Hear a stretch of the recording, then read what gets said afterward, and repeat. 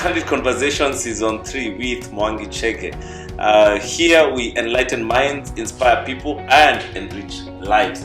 Did you know that everyone, apart from none, everyone should enjoy the quality of life throughout their life from birth until death? And so tonight I have a guest who is, I consider her and her team stars for the kind of work they do. I will allow her to introduce herself and then I will introduce the topic. Karibu sana. Asante. Thank you for having me, Mwangi. My name is Armasi Kamau. I'm a palliative caregiver and I work at Our Lady's Hospice Digio. We are in the vicinity of Limuru sub-county. So that's where we are located, and we basically deal with terminally ill patients, and especially those who are suffering from cancer, and most importantly in their end of life. Like palliative care is generally about end of life care and pain management. Awesome. Like I told you, I'll be introducing the topic on hospice and palliative care because it is one of those things that people have to talk about, although it's a hard conversation because it entails talking about death. Mercy, tell me, what exactly do you do on a day-to-day basis? Basically, my day starts at 8 a.m. That's what time I report to work. What we do in the morning is that we receive the night report. Now we are updated on how the patients are. The next thing we do is we bathe them. Most of our patients are bedridden. They need support, like in everything that they do, like hygiene, personal hygiene. We need to take them for a shower. If they can't walk, then we do bed baths. Like you do them in bed, you wash them, you make sure they brush their teeth if they have any. Then if it's maybe brushing their teeth, then we move them from the room to the day room. We have another room we call the day room. That's where we spend the day. We watch television, we share, we interact, we read the Bible, we do hand and foot massage on them, and then they have their breakfast there. They also have their lunch there. Then at around between 1 and 2, we take them back to the beds where they have physiotherapy in the afternoon, and so they rest. Like, so my shift starts from 8 to 6 p.m. That's when at 6 p.m. I hand over to the night staff. So that is during the day. So what you always want to do is make sure that these people, the patients enjoy almost everything that they would do for themselves, but as caregivers, you do it for them. Yes, You help them. I'm their hands, I'm their eyes. I need to feed them. I'm their legs. I move them from one point to the other. That is, if they can't move by themselves. We have hoists, we have wheelchairs where they're at least mobile in a way, though they can't walk by themselves. Then I'm there to help them, to assist them. You know, some of them can't even like lift their hands to brush their teeth. They can't even feed themselves, so I'll do it for them. So I'm basically everything for them. If I don't feed them, then I'm sure they won't eat. Yes. If I don't bath them in the morning, I'm sure that will not happen. It won't happen. And that is why I call Mercy and her team stars, because as Mercy has said, they are their hands, their feet. But Mercy, so you talked about during the day. What happens when you are on night duty? On night duty, we take over from 6 p.m. all through the night to 8 a.m. in the morning. So we do supper, we call it dinner, at 7:30 p.m. Okay. So you make sure they eat, you make sure they are, like, you prop them, you sit them up well, because don't forget they are in bed and you can't feed them when they are lying. So you prop them, you make sure they are seated in a position where even if you are feeding them, they won't choke. So they eat comfortably. If they are not able, remember you have to feed them. Then you give them some time. At around 8:30 or 9 p.m., they get their medication as well. And then you settle them to sleep. Some of them are in continence pads, diapers, so you need to change them. And then make sure they sleep. Then through the night, we do 4-hourly turning. So after every 4 hours or even 2 hours, I go check on them. I turn them to the other side. Because remember, they can't turn themselves. So if I don't turn them, that means you sleep all through the night on that side. On one side. On one side, and then that applies pressure on like the shoulders, the elbows, the hips, the knees, and also the ankle. So if I don't turn them, that means there is so much pressure applied on those spots, and then they will have sores. They have blisters. Yeah. And then once that happens, it becomes a wound, a sore. Then you start. There is also pain inflicted when they have sores. You also need to, like, you wash the wounds, you dress them. So to avoid that, I would rather go turn them, even if it's after 1 hour. Or sometimes most of them have so much pain that they can't endure an hour sleeping on one side. So I'll turn them even like 30 minutes. I turn them to the other side. I make sure they sleep upright, and then turn them to the other side, just to make sure that there are no pressure sores, and also they are comfortable through the night. I don't have to wake them up to turn them. Some of them are sound asleep when I turn them, so I need to be gentle. I move in, I just turn them to the other side and cover them. Just make sure you don't disturb their sleep. Yeah. Some of them won't even notice that you are there and you've turned them because they are asleep. Especially when they've no pain, most of them don't even notice that you came through the night and you turned them. So you need to move in softly And do that and gently. do it gently, and then cover them. You know, as you're explaining what you do on a day-to-day basis, I know someone out there is wondering, really, how can someone do that? And then what amazes me is the way you're saying it with a smile, meaning that you're passionate about it and you love your job. What interested you in doing this?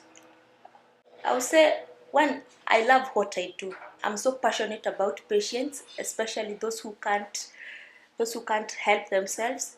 I always say that, or we always say that whatever you do to the least of these, my brothers and sisters, you do it unto me. That is Jesus Christ saying it himself. So I consider myself being the hands of Jesus. If I touch them, that means I'm not the one doing it. We say, I don't do it, but Christ who lives in me does it through me. Yeah. Because that patient, maybe some of them are in so much pain, then I don't have to be like dull. I don't have to go there like I'm mad. I'm not mad at anyone. Yeah. So when I go there, I need to have this smile. I show them I love you, and I love you for real. I'm not faking anything, and I'm here to help you. So if you show them love, that means they will even trust you. Yes. They won't be aggressive on you, even if they are in so much pain. Then they'll see, this is my savior. My Mkombozi has come to save me from the situation I'm in right now. Amazing. Oh, that's really nice. Now, Mercy, tell us what type of patients do you have at, or do you admit at the GIO? Actually, we do cancer patients so much. That's what we are specialized in. But when you have cancer and you also need, like, have another condition, you are not left out. So it's cancer patients with any other condition, any Okay. other illness, and mostly it's, palliative is generally giving them a dignified life. You want to better their lives. You want to add value to the days left. So mostly we take cancer patients who are in their last stages of life. Like, cancer cannot be treated, and you are told you are now in stage 4, and the only thing you can do is go home. So instead of having a patient at home, we admit them, then we add value to the days they have left. Remember, when you are in stage 4, you don't have so much time left. And maybe the doctor sees, now I can't treat you and I can't keep you in the hospital because you are occupying a bed that you should not be having. I need another patient to come in who I'll do chemotherapy, I'll do the radiotherapy on, but I'm not doing any of that to you right now. I can't do a surgery on you because the cancer maybe has spread so much, so I don't have to do maybe a mastectomy. So the cancer has spread through the body, and I can't reverse anything. So when the condition is irreversible, that's when we bring in the patient into the hospice, and now we give them care, end of life care. What is the youngest you have admitted, at the hospice, and what age is the oldest? The youngest we had was Anthony. He was 10 years old, and he had brain tumor. And the oldest we have had is an old man, Geoffrey. He was 106 years old. 106. 106. So someone can actually have cancer and live to 106. Imagine. We also didn't believe it. They said he had cancer at 98 years. Yeah. So you can imagine from 90. Actually, that's when we admitted him in our place. When he was 98. He was 98 when he came, and then he died at 106. So you can still, we are giving you a better life. So we manage pain, we feed you well, you have a balanced diet, so you don't have any issues. And in case you have any unresolved issues at home, we make sure that you resolve them. So when you are in the hospice, you don't have to think about my shamba, about my family, about a goat I have somewhere, or my car, all that. So you help them sort that out earlier. Earlier, even before they can't talk. Some of them come in talking, and then they start saying, I have this, I have that, I have a shamba somewhere. And we ask, have you told your family? And he's like, I don't want to tell them, I don't trust them. Then you tell them, trust me, tell me, where do you have it located? We've had patients even write their wills in the hospice. So we have someone writing it, and we stamp, and we also take their thumbs if they can't sign, and then we hand over to the family when they come in. So we also help them resolve issues, and also spiritual life. Yeah. Some of them come in and maybe they are not even baptized. They don't know. They are not Christians. We say they are pagans. So you are neither here nor there. Yeah. We also help you. With your spiritual life. Do you need a pastor? Do you need to talk to someone spiritually and guide them, and also show them the hope? There's hope in.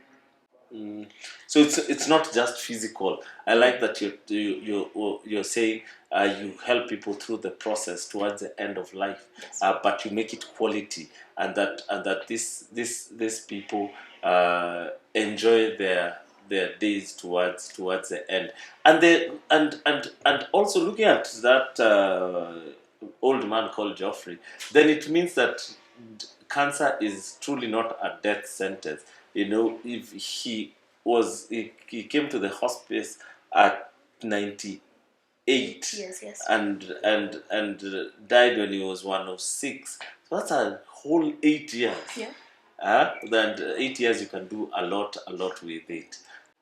Cancer is not a death sentence. We've had people live even longer. We've had people who come in with the hospice with a condition like breast cancer. We manage it.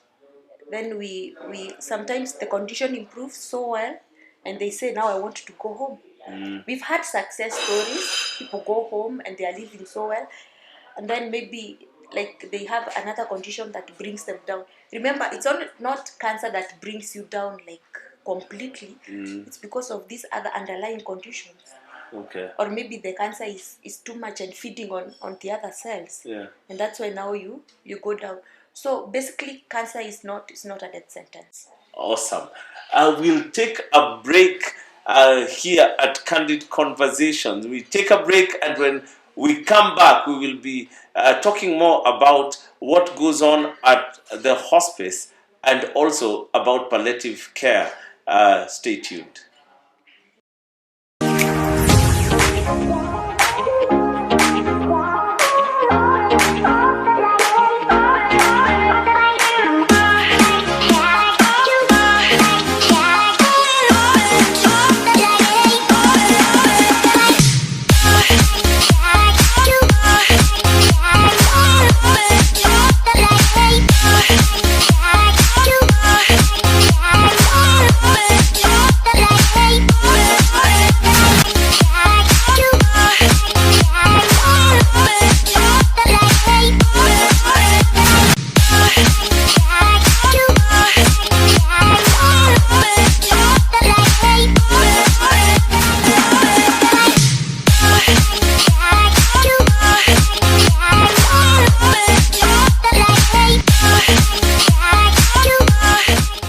Welcome back to Candid Conversation Season 3. We are hanging out with a star. And let me tell you, the work they do, I cannot handle. I cannot even dare to start. I'm hanging out with Mercy from Our Lady the Gear Hospice, and she's a caregiver and has been a caregiver for how long, Mercy? 10 years. For 10 years, a whooping 10 years. And we are hanging out with her here at Hotel Troy on Magadi Road. What a nice place it is. And here we are talking about palliative care, how to add quality of life in someone's days. And Mercy, tell me, you were talking so passionately about what you do, and in my head, I'm like, I don't know how you do this, but what has been the most outstanding moment of your life, a highlight that when you look back, you say, wow, this one, I'm so proud of myself. Maybe I'll start with saying I've touched so many lives. I'm impacted on so many people's lives. But the most outstanding, I would say, we had a patient at one time, and her name was Anne. I usually remember her because one day I went to turn her and she was in so much pain. And the only thing she did was she looked at me and she told me, "Thank you for coming." So I turned her, and she died after I turned her. Wow. I turned her to the other side and she was quiet. I thought she was sleeping. Mm. Then, before she died, she said, "Thank you for coming and may God always remember you." That was her last words. I turned her and she died, just like that. So I always look back at what I did to her. And sometimes I face challenges and I'm like, the way you even push God. Can't you remember what Anne said? Yes. That has kept me going. It has really kept me going, because you want to do a thing for them and the only thing they can say is thank you. So a thank you keeps me going. I want to help them more. I want to get these thank yous from them. Because there's nothing else they can do. There's nothing else they can say. They can't offer you anything. Yes. They're helpless. So let's turn it, and you tell me. When I look at what you do, everything is challenging, but I know, I have a feeling that in all this challenging, you're in this challenging job, there's what you consider a big challenge. What would that be? Personally, my biggest challenge has been nursing and dealing with a young patient. You have a 10-year-old who is sick, and they're helpless. They can't even express themselves. They can't tell you when they have pain or not. So the only thing they do is cry. And so the only thing that comes into my mind is maybe my younger brother, my kid. Yeah. He may be here, he may be the one here. So I'm forced to stay there with that child. However challenging it is, however painful it is, I also want to do it for them because their mom can't do it because they've no strength to do it. They've brought them to the hospice because they can't handle the situation at home. It's too much for them. Yeah.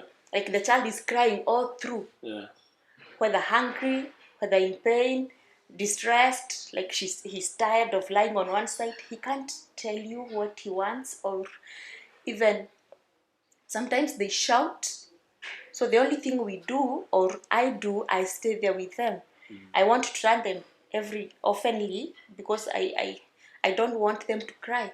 So you're the one to figure out You figure out what you think they might be communicating. Yes, and as much as you see I'm strong, I'm so emotional. So sometimes I turn them with tears rolling down, because I also want to, I feel the pain they are feeling. I feel the discomfort, but I can't help them. The only thing I can do is manage pain and also turn them. So my biggest challenge has been these young patients, not mostly so young, but anyone my age or younger than me, or even slightly older.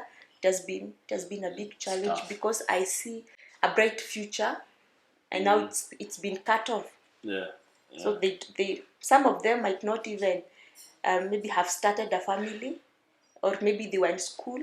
You get a university student and he tells you, I'm a third-year student, and now here I am.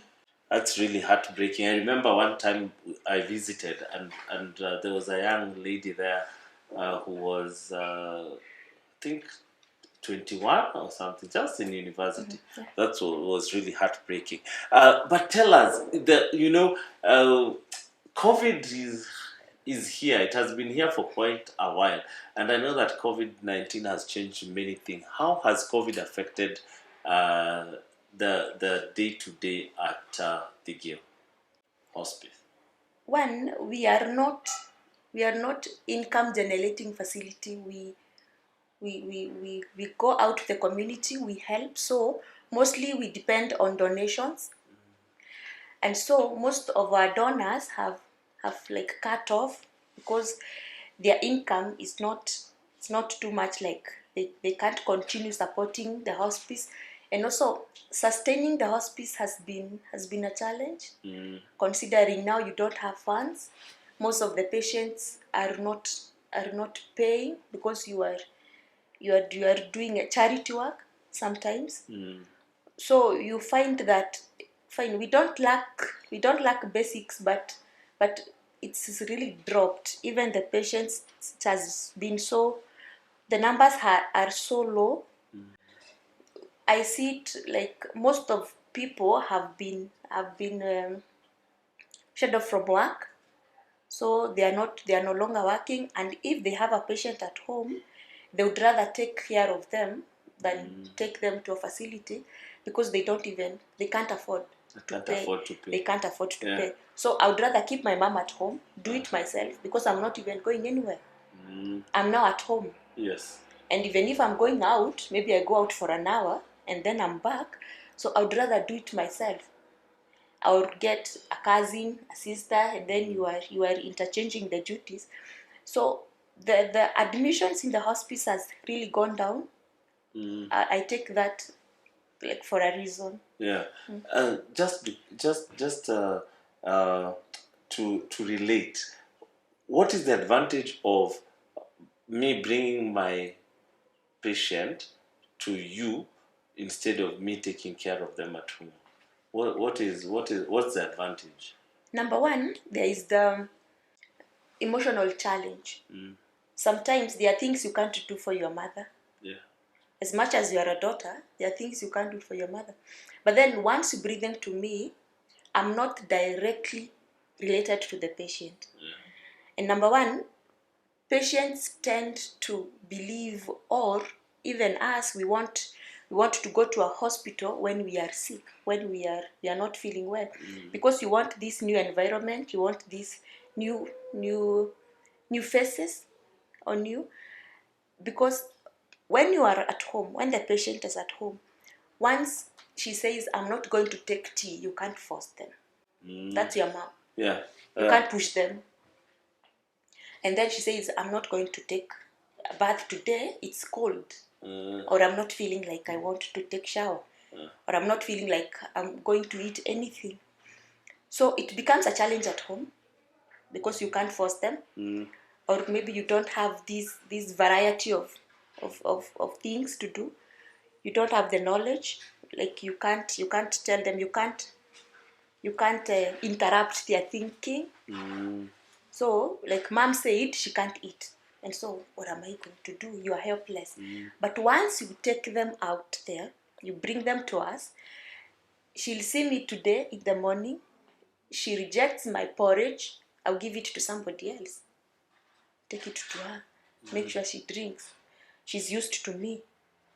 She's used to, like, she says something and you are like, okay, let me give it to somebody else and see. So there is new faces. Yeah. In and about. Yeah. So she's not going to get used to you. And then you do it, you are able to interrupt their thinking. They tell you, I'm not taking uji, so you ask, what do you want? There's milk, there's tea, you want coffee, do you like chocolate? So you like be there persistently. Yes, and you tell them, like, I have variety of things, so it's not just uji that I have. So if you don't like uji, then I'll give you milk. Now, Mercy, let's talk about the hardest thing that people don't like to talk about. So your work entails giving quality of life, and so a patient has come, you have hung out with them 3 months, 6 months, whatever period that God gives them in your hands, and then we know how it ends most of the time, not always, but most of the time, because we are talking about end of life. So what happens? How do you deal with death? It's hard, it's tough, especially seeing a patient die. It's really, it breaks my heart to see them, and I'm there, I can't do anything, I'm helpless. But then remember, even during admission, I know this patient has come here to die, you know. So I have to be so gentle with them. Now, when it comes to dying, it's hard. But then we have these presenting symptoms, and then I can tell this person is dying. So there is loss of breath, she can't breathe so well. There is loss of appetite. There is this dizziness, fatigue. They don't want so much things. They don't want to talk. They just want to be by themselves. Some of them even go unconscious or subconscious. They can just look at you, and there's nothing much you can do. You can't reverse anything. And when that time comes, you really need to like be there for them, be present. I don't want to say I'm used to seeing people die, but that's true. So death to me is not a new thing. Like, people get shocked, or me, I get shocked with other things. But telling me, breaking to me like a bad news, and you tell me someone has died, I'm like, okay. I'm used to seeing people die. You can imagine being in the hospice for 10 years, how many people I've seen die. There's so many. There's so many. I see them dying, and then I see them dead. So there's only this transition. They were breathing, and right now they are not breathing. I couldn't touch their hands because it was painful, but now you can touch. You can touch, and you can move complaining. them. They are not complaining.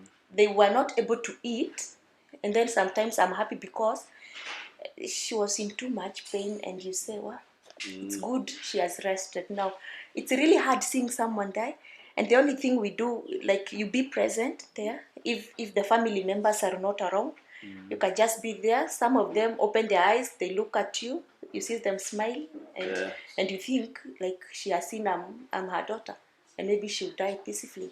Sometimes we just tap their hands and you rub them, and then they feel that touch, love.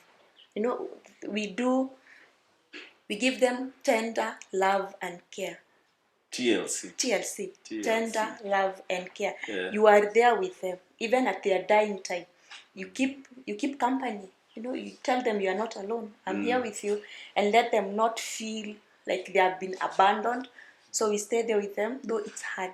It's hard releasing, and it gets tough. Mercy, there's someone watching us tonight, and they probably have a patient at home. You know, they have struggled with them over time. What would your message be to them? Don't give up on them. Don't give up on anyone, on any patient. If you can't handle the situation at home, bring them to us. We'll do it for you. We'll help you. We'll alleviate the burden on you. We'll take the burden off your shoulders. And then you can take care of the patient. I think if you can't have the facility or the environment at home, then we can always have them in Our Lady's Hospice. Or maybe if you can't do that, maybe there are caregivers who also help at home. You can also consider, if you feel like you still want to have your mother at home. You know, some people don't want to let go, and I want to be with my mom at home. So when I go in the morning, I tell her goodbye, and then when I come in the evening, I want to still see my mom, and I can't make it to go visit them every day because of my busy schedule. So you can also consider getting a trained caregiver. Don't just get anyone. from anywhere, because they may not be able to deal with the condition. And these patients cancer, like, or terminally ill conditions, change every now and then. So in the morning he may be well, then after some time the pressure shoots up. What do you do if you don't know how to deal with the lowering the pressure? Sometimes they have medication, but then medication doesn't work. They've been used to the body. So how do you do it? So I would advise people to bring them to our place, or if they can't do that, they can get in touch. We can connect to them, any facility near them, or even a home-based caregiver who is trained, who won't do like drama in the house with your mom or with your loved one. I like that. No drama, because we want to give our patients TLC. Marcy, I want you to look at the camera and just let us know, how can we support you? Kindly look at that camera and say, how can we support you? Thank you. If you want to help us, you can visit us at Our Lady's Hospice Tigio. If you don't get the location, you can call us, or you can visit our website through www.ourladieshospicetigio. You can get the directions from there, or you can still call us. I can give my contact, yes, or any other contact. You can call us through 0717 015588. I repeat, 0717 015588. You get to us, we'll connect you to any facility, or we'll direct you on the route and the directions to our facility. Want to say a very big thank you to you, Mercy, and to the team there at the GIO. And we want to salute all the caregivers, not only at Our Lady the GIO Hospice, but all over the country and all over the world. You guys are stars. I want to say a big thank you to the work that you are doing there. Continue keeping up the good job. And like that lady told you, what did she say? She said, thank you so much for coming. Thank you for God coming. Always remember you. I want to say the same tonight. Thank you so much for coming. May God always remember you. That has been our host, Mercy, from the GIO Hospice, Our Lady, the GIO Hospice. It has been such a nice time just understanding what caregivers do, what they go through, and how they impact our lives. This has been your host, Mwangi Chege, here at Candid Conversation Season 3. Kindly stay tuned next week, same time, same place.